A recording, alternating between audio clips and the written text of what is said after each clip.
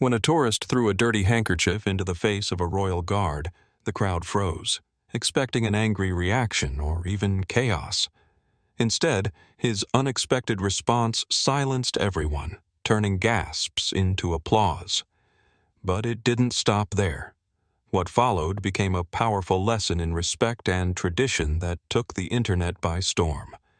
What led to this unforgettable moment? Stick around to see the full story unfold. Morning in London.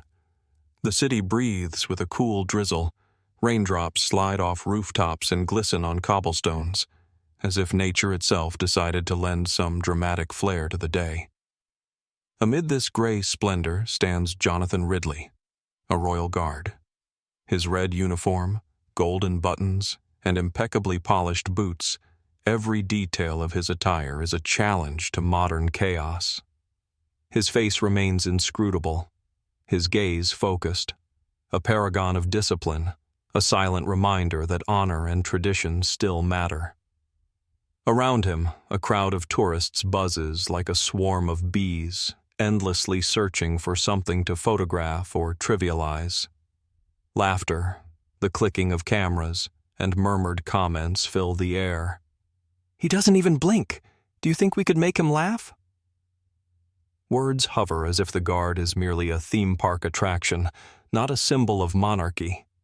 One figure draws the crowd's attention, a middle-aged woman in a garishly bright pink raincoat. Karen. Ah, Karen. The moment her loud voice cuts through the murmur, it becomes clear who's in charge. Her eyes sparkle with a mix of audacity and smugness. "Hey, Mr. Serious," she calls out, her tone dripping with mockery. "Come on, smile for the camera." The crowd bursts into laughter. Someone giggles. "She's something else, isn't she?" Karen, thoroughly enjoying her self-appointed role as the center of attention, reaches into her pocket and pulls out a handkerchief, one that has clearly seen better days. The stained fabric becomes her weapon of choice against centuries-old tradition. With a theatrical flourish and a mocking smirk, she tosses the handkerchief straight into Jonathan's face. The crowd gasps. Should they laugh or recoil in horror? The moment teeters on the edge of absurdity and outright disaster. Jonathan doesn't flinch. Not a single muscle moves. His stoicism is like a cold splash of water to the crowd, silencing their amusement. Even the horse beside him shifts its hooves quietly, as if sensing the tension. "Are they even human? Can't they move at all?" Karen sneers, turning to the crowd like a performer awaiting applause. Her words draw a few nervous chuckles, but the energy has shifted. The moment feels wrong, unsettling. At this point, the narrator interjects. "Who does that?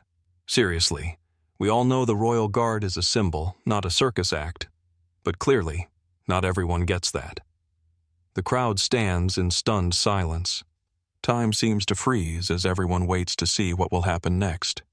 But Jonathan, majestic and unwavering, remains at his post. His silent response, louder than any words, leaves a deep impression on the onlookers. Karen shrugs dramatically and turns away, pretending nothing happened. Her self-satisfied grin is hard to miss, as is the laughter from one of her companions. "You're a legend, Karen. He didn't even flinch." The laughter begins to die down as people realize the situation has taken on a more serious tone. Some film the scene, while others look away, unsure how to react. Karen, however, remains oblivious, too caught up in her role as the queen of the moment. Suddenly, an elderly man steps out from the crowd, leaning on a cane. His movements are deliberate, but his voice rings out firmly. "This is not a show. This is a symbol of tradition, and it deserves respect." His words cut through the tension like a thunderclap. People exchange glances, some nodding in agreement. Even Karen hesitates, her confidence faltering for a moment before she waves him off. "Oh, calm down. It's just a costume performance." The crowd stirs uneasily. Quiet discussions break out, tinged with disapproval. Jonathan's horse lets out a loud snort, as if sharing the sentiment. Then, the unexpected happens. Jonathan tilts his head slightly, a barely perceptible movement, but to the crowd, it feels monumental, as though a statue had come to life. His voice, steady and authoritative, breaks the silence for the first time. "Madam, your behavior violates the rules. Step back behind the line and avoid causing further disruption." His words, simple yet commanding, take the wind out of Karen's sails. She looks around, searching for support, but instead meets a sea of disapproving faces. I was just joking," she stammers, attempting to salvage her dignity. But the crowd has already turned. A smattering of applause begins, growing louder as people side with the guard. Someone whispers, "Now that's composure." The atmosphere shifts again, but this time it's Karen who's under scrutiny. Her friends begin to back away, realizing the situation has spiraled out of control. In that moment, Jonathan's silent strength and measured response transform him from an immovable figure into a living embodiment of grace under pressure. And Karen? She fades into the background, a reminder of how not to act when faced with dignity and tradition. A child's cry pierces the silence like a clap of thunder on a clear day. Sharp and unmistakable, it cuts through the tension, calling for justice amid the chaos. The crowd turns in unison, searching for the source of the sound, while Karen, basking in the attention just moments ago, flinches slightly. Standing before the onlookers is a young boy in a wheelchair.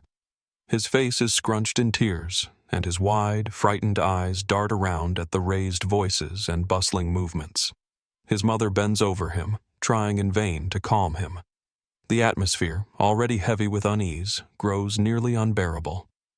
And then Jonathan does something no one could have predicted. Against all protocol, he takes a slow, deliberate step forward. The crowd falls silent. Even Karen, usually quick with a quip, is rendered speechless. That single step feels as though it reshapes reality itself. Jonathan approaches the boy, kneeling so their eyes meet.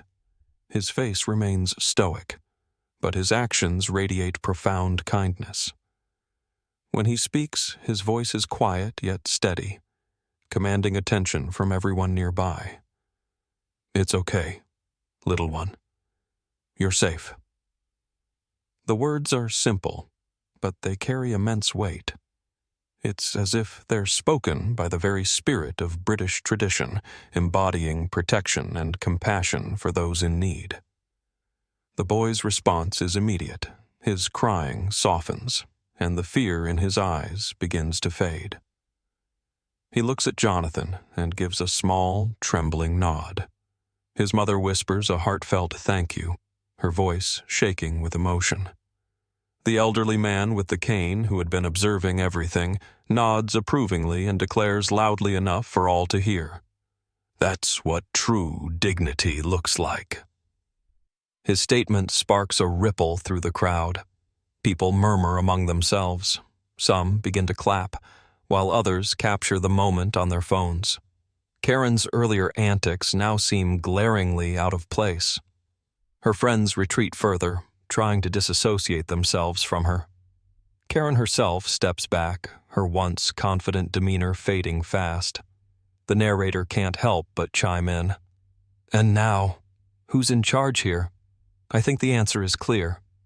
The guard who, with one gesture, restored the meaning of the word honor." Jonathan, maintaining his composure, rises gracefully and returns to his post. The horse at his side lets out a soft whinny, as though expressing approval. The crowd, filled with admiration, begins to murmur, "He's a real hero. People like him are rare these days. That's what service means." Meanwhile, Karen stands frozen, her face turning crimson as the realization dawns. The videos of her behavior are already spreading online, and they won't win her any sympathy. The crowd begins to shift, its energy transformed. Now they speak not of Karen's antics, but of Jonathan's quiet strength and humanity.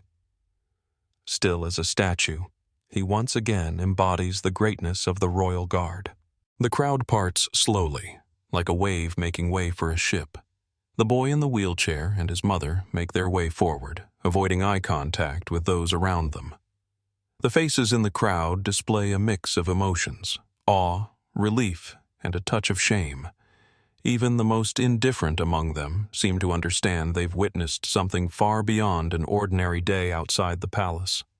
Jonathan, standing tall, adjusts his uniform with practiced precision. Every motion speaks of discipline, silently conveying, "I'm still on duty."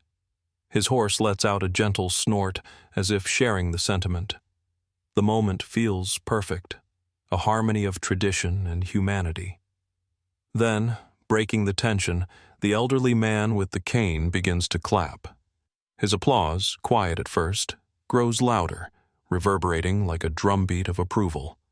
One by one, others join in until the air is filled with cheers and applause. Someone shouts, "Bravo!" The praise echoes like an anthem of respect. Karen, on the other hand, looks pale and defeated. Her once confident smirk has vanished, replaced by visible discomfort. She takes a hesitant step back, hoping to fade into the background. Her friends, who had laughed so heartily before, now avoid her gaze, pretending they don't know her. But the internet is merciless. A voice from the crowd calls out, "It's already online, ma'am. In an hour, everyone will know you as the woman who threw a handkerchief at the guard." Karen tries to respond, but no one is listening. Her image is in ruins, a symbol of disrespect and self-absorption.